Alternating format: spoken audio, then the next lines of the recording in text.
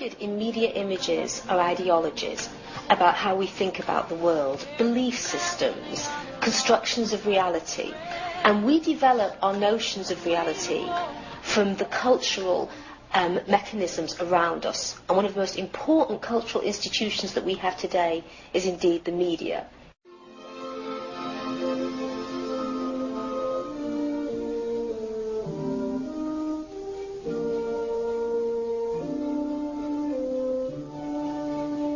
What's amazing when you look at Disney and Disney movies over the years is how little the image of females has really changed.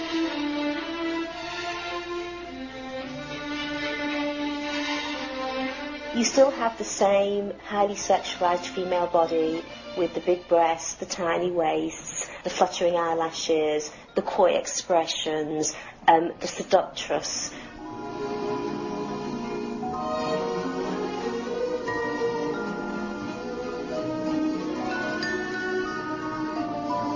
These images seem very similar over the years, and even when they're in animal form, you know, you've got this very seductive little female animal.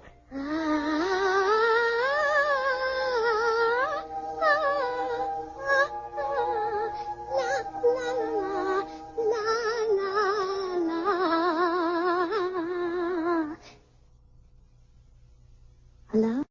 This presents people with a kind of notion of what femininity is about.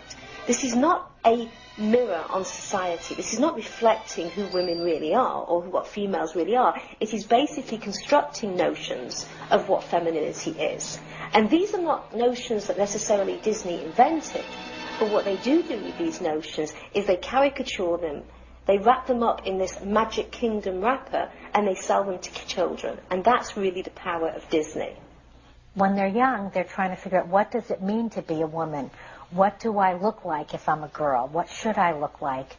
And they'll focus on the most salient, dramatic images they can see. They don't necessarily think about, well, that doesn't look like the women I know in real life. They don't make those kinds of comparisons, because that's kind of like making a movie, putting a whole story together, doing logical comparisons. They think about one slide at a time. This is how it looks here. Gee, that's interesting. Maybe I want to look like that.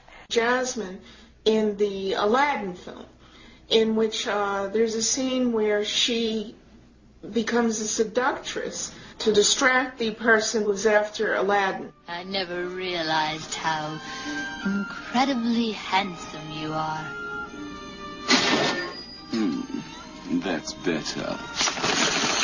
Now, Pussycat, tell me more about myself. Your beard is so twisted. This I find very dangerous, because you have, again, it gives young girls the idea that that is the way that you get what you want. You use your body.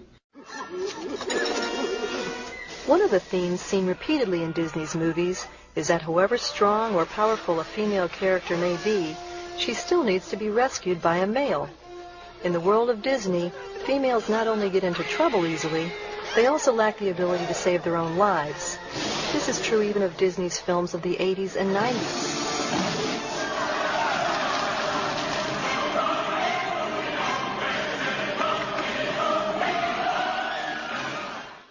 A great deal of my work in my professional life has to do with family violence. And when you look at that movie with that eye, the abuse is horrific. No, Belle, listen to me. I'm old. I've lived my life. Wait. Belle! Wait! He screams at her. He imprisons her. He throws her father out the door and rips her family away from her.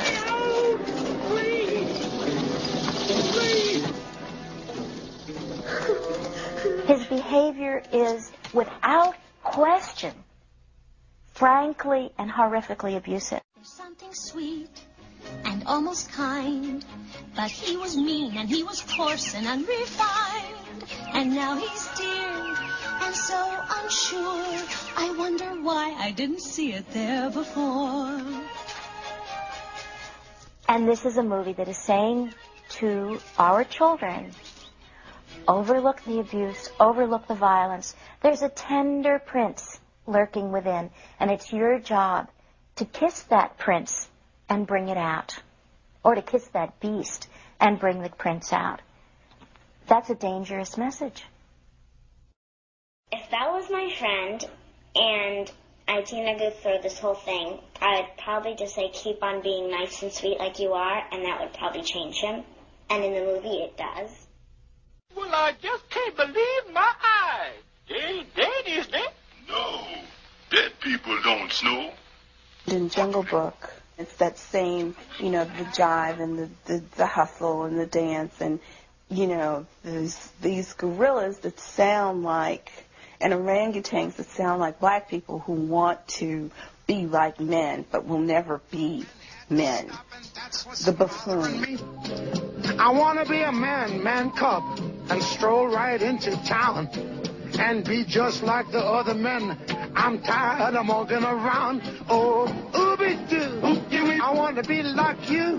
I want to walk like you, talk like you.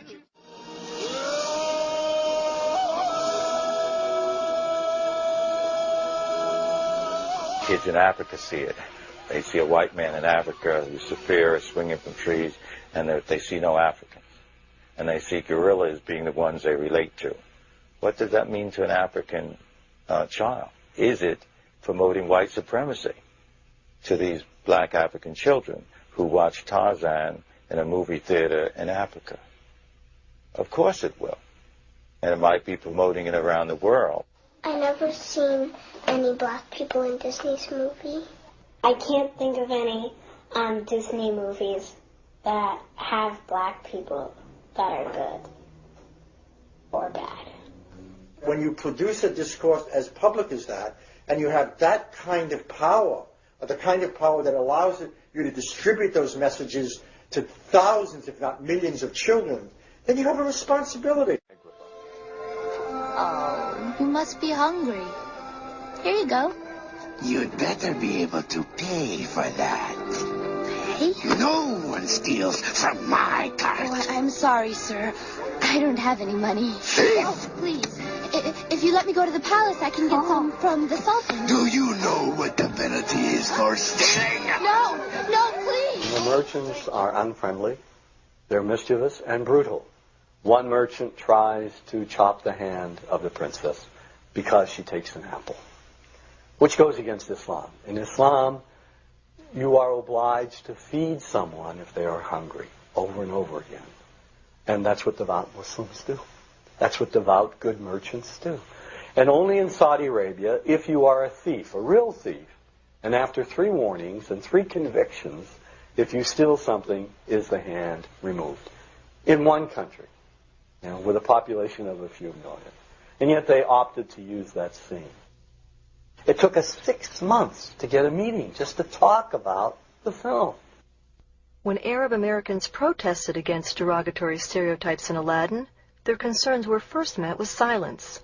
Disney responded after the issue had received widespread negative press coverage. So we go to the corporate office in Burbank. And we sit there, and maybe 15 minutes into the meeting, I won't mention the gentleman's name, but he accused us, the 3 of us, of drumming up negative publicity against the film. And it was only months after that meeting that they changed part of the lyric. But Disney still kept the line, "It's barbaric, but hey, it's home," which prompted the New York Times to write an op-ed piece saying, "It's racist, but hey, it's Disney." When children see a movie and then try to replicate the script, and they're toys that help them do that, a whole line of toys that are exact replicas of what they've seen on the screen, the message they're getting is, kids, when you play, you're supposed to play the movie, and here are toys to help you do it. And because children focus on the salient dramatic, the toy keeps them focused on that narrow plot. And when I hear a lot of my research has had been teachers describing play all over the world looking exactly the same. And it can stay the same and fixated and not evolve and change. When that happens, children learn the lessons they see in the media much more. We have no obligation to make history. We have no obligation to make art. We have no obligation to make a statement. To make money is our only objective. Are they teachers or are they entertainers? If they have so much power, I think it's time for them to feel some responsibility. To educate children about the world they really live in.